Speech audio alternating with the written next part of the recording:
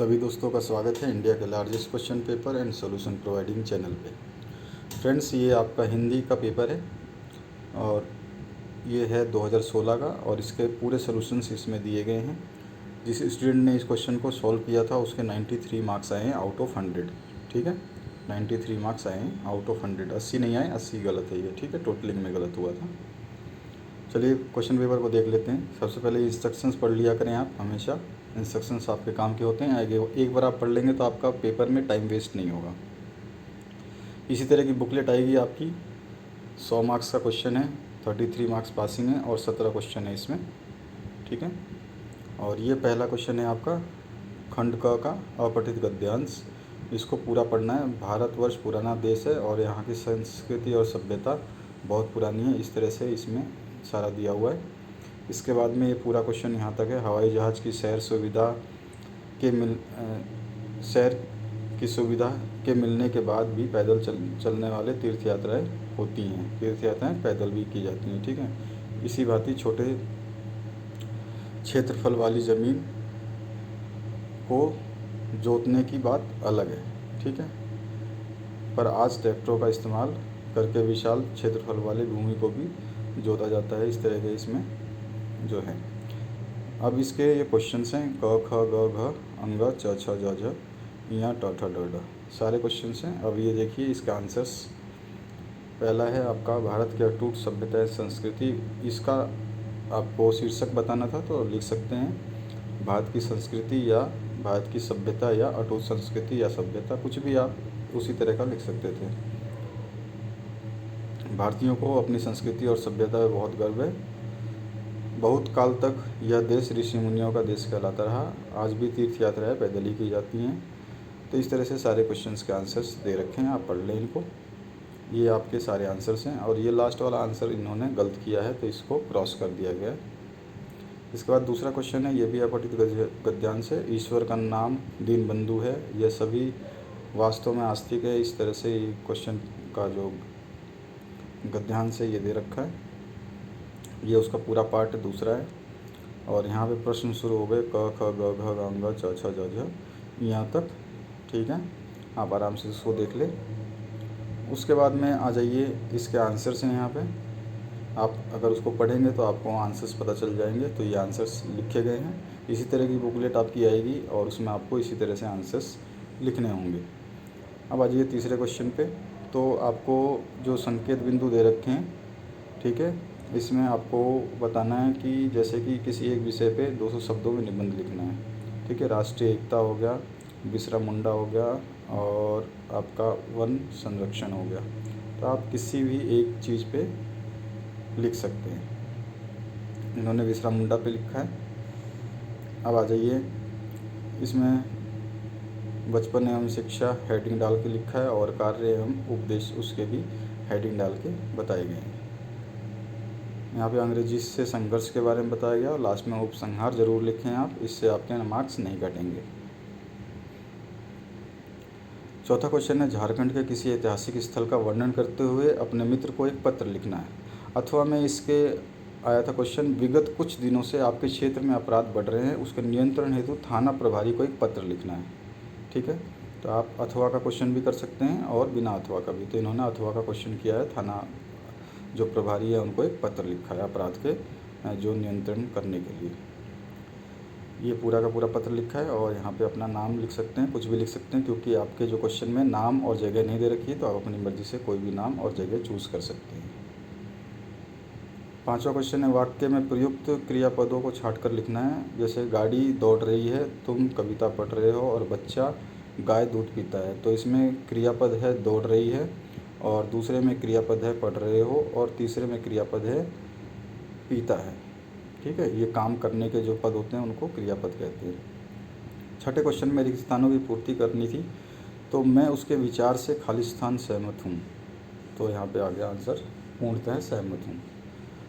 और उसके बाद खालिस्तान बोलो कोई सुन ना ले, तो धीरे बोलो कोई सुन ना ले। वह आलोचना ही करता है, वह हमेशा आलोचना ही करता है। ठीक है, निर्देशानुसार उत्तर देने थे आपको। रचना की दृष्टि से वाक्य के भेदों के नाम बताने हैं। ख है आपका, मेरे स्टेशन पहुंचने से पहले गाड़ी छूट गई थी, इसको मिश्र वाक्य में बदलना है। और ग है, हमारा उद्देश्य रहता है कि हम आत्मनिर्भर हों, इसको आश्रित वाक्यों को अलग करना है। तो पहले में रचना की दृष्टि से वाक्य के भेद सरल वाक्य, संयुक्त वाक्य तथा मिश्र वाक्य होते हैं। और दूसरा है, जब मैं स्टेशन पहुंचा तब गाड़ी छूट गई थी, इसको मिश्र वाक्य में परिवर्तित कर दिया। और आश्रित वाक्य था इसमें, हम आत्मनिर्भर हों।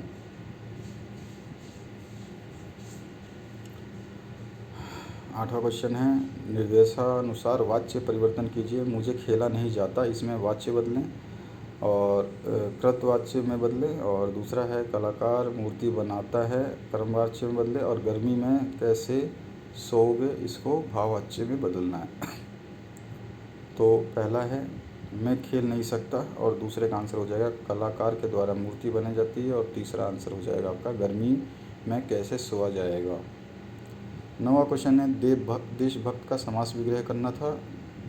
उसका ख पार्ट है, प्रतिदिन कौन सा समास है। और ग पार्ट है, अंबर के दो भिन्न अर्थ लिखने थे। तो देशभक्त जो है देश का भक्त कहलाएगा, आप लिख सकते हैं समास विग्रह देश का भक्त। और अव्ययीभाव समास होता है जो प्रतिदिन, कौन सा समास है, अव्ययीभाव समास। और तीसरा है, अंबर का पर्यायवाची लिखना था, भिन्न अर्थ लिखने थे, वस्त्र लिख सकते हैं, आकाश लिख सकते हैं।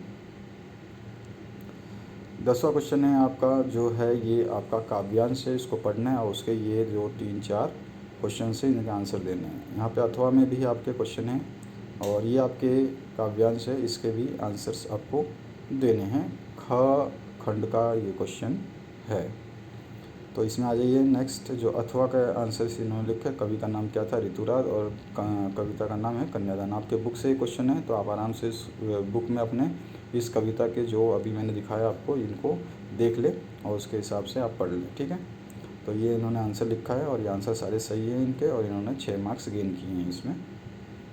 इसी तरह से उसका कुछ पार्ट बचा हुआ था घ, वो यहाँ पर लिखा हुआ है। अब आ जाइए 11 क्वेश्चन पे, निम्नलिखित में से किन्हीं 3 प्रश्नों के उत्तर दीजिए। पहला है क, पठित पदों के आधार पर गोपियों का योग साधना के प्रति दृष्टिकोण स्पष्ट करना है। ख है, कवि देव ने श्री ब्रज दुल्हा किसके लिए प्रयुक्त किया है और उन्हें संसार रूपी मंदिर का दीपक क्यों कहा गया है। ग पाठ है, बच्चे दंतुरित मुस्कान का कवि के मन पर क्या प्रभाव पड़ा, बच्चे की दंतुरित मुस्कान का। और घ पाठ है, संगतकार किन किन रूपों में मुख्य गायक गायिकाओं का सहयोग करते हैं, ठीक है, ये आपको बताना है। अब आ जाइए नेक्स्ट पे, ये इसके आंसर्स हैं यहाँ पे दे रखा है इन्होंने। अब 12वां क्वेश्चन है, इसमें आपको प्रश्नों के उत्तर देने हैं। संकलित पदों में ध्यान में रखते हुए सूरदास के ब्रह्म गीत की प्रमुख विशेषताएं लिखिए। ख है, फसल कविता के आधार पर फसल के आवश्यक तत्व कौन कौन से हैं। अथवा में इसका है क, उत्साह कविता के संदेश क्या है। और ख, कवि के कठिन यथार्थ के पूजन की बात क्यों कही गई है। तो यहाँ पर जो है आपका ख है, कवि के कठिन यथार्थ के पूजन की बात क्यों कही गई है, दोबारा रिपीट कर दिया। इसमें अथवा का आंसर इन्होंने दिया है। चलिए आगे देखते हैं, ख भी यहाँ पे आंसर दे दिया गया है। 13वां क्वेश्चन है, निम्नलिखित गद्यांश को पढ़ करके सार्वधिक प्रश्नों के उत्तर दीजिए, ठीक है, संबंधित प्रश्नों के उत्तर दीजिए। तो ये जो प्रश्न है इस गद्यांश से मतलब वो हैं, रिलेटेड हैं, और ये आपके बुक से है, तो इनको पढ़ करके आपको इसके उत्तर देने थे। अथवा में भी है, आप चाहें तो इसका भी आंसर दे सकते थे। तो यहाँ पे आंसर दे रखा है, ठीक है, इनको पढ़ लें आप आराम से, ये सारे आंसर्स दे रखे हैं। 14वां क्वेश्चन है आपका, निम्नलिखित में से किन्हीं 3 प्रश्नों के उत्तर देने थे। यहाँ पे आपके क, ख, ग और घ 4 क्वेश्चन हैं, इसमें से कोई भी 3 लिखने थे। तो पहला क्वेश्चन है, सेनानी ना होते हुए भी चश्मे वाले को लोग कैप्टन क्यों कहते हैं। और बिना विचार घटना और पात्रों के भी क्या कहानी लिखी जा सकती है? यशपाल के इस विचार से आप कहाँ तक सहमत हैं? ग है आपका, लेखिका की अपने पिता के वैचारिक टकराहट को अपने शब्दों में लिखिए। और घ है, बिस्मिल्लाह खां को शहनाई की मंगल ध्वनि का नायक क्यों कहा जाता है? इसमें इन्होंने क ख के आंसर दे रखे हैं और ग का भी यहाँ पे आंसर इन्होंने लिख दिया है। इसके बाद आ जाइए 15वें क्वेश्चन पे। एक कहानी यह भी पाठ का संदेश का है, ये बताना है। और ख, बाल गोविंद भगत की दिनचर्या लोगों के आचरण का कारण क्यों थी, ये आपको बताना है। अथवा में इसके 2 क्वेश्चन फिर दे रखे थे, इनको भी आपको देख करके। खेती चरों से जुड़े गृहस्थ बाल गोविंद भगत अपनी किन चारित्रिक विशेषताओं के कारण साधु कहलाते थे? और सुधीर वादों से क्या अभिप्राय है, ये आपको बताना था। ठीक है, इसके आंसर्स दोनों के दे रखे हैं यहाँ पे, आप पढ़ सकते हैं इसको। यहाँ पे पूरा कंप्लीट है। अब 16वें क्वेश्चन में है, नाक मान सम्मान व प्रतिष्ठा घोतक है, यह बात पूरे व्यंग रचना की किस तरह उभर कर आई है, लिखना है आपको। या सैलानियों को प्रकृति की अलौकिक छटा का अनुभव कराने में किन किन लोगों का योगदान होता है, उल्लेख करना है। तो यहाँ पे आंसर दे रखा है,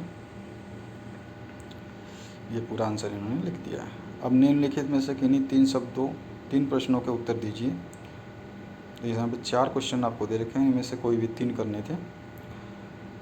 आपके विचार से भोलेनाथ अपने साथियों को देखकर सिसकना क्यों भूल जाता है? अखबार में जिंदा नाक लगाने की खबर किस तरह प्रस्तुत किया गया है? और कटाओं पर किसी की दुकान ना होना उसके लिए वरदान है, यह कथन के पक्ष में आपकी राय रखनी है। और ऐसी ठाइयाँ सुलझाई होरनी हो रामा, ये प्रतिकार इसको समझाना है आपको। यहाँ पे इन्होंने इसके आंसर्स दे दिए हैं। ठीक है, तो दोस्तों ये आपका जो क्वेश्चन है, ये पेपर आपका यहाँ पे समाप्त होता है। आशा करता हूँ ये वीडियो आपको अच्छी लगी होगी। और 17 क्वेश्चन ही थे इस पेपर में, आपको पता है, तो आपको सारा मैंने बता दिया है।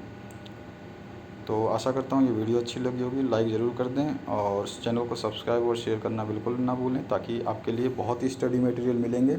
आप नेक्स्ट क्लास पे जाओगे, उसके लिए भी 11th के और 12th के भी स्टडी मटेरियल इस चैनल पे अवेलेबल हैं। बने रहिए इस चैनल के साथ में। Thank you for watching this video.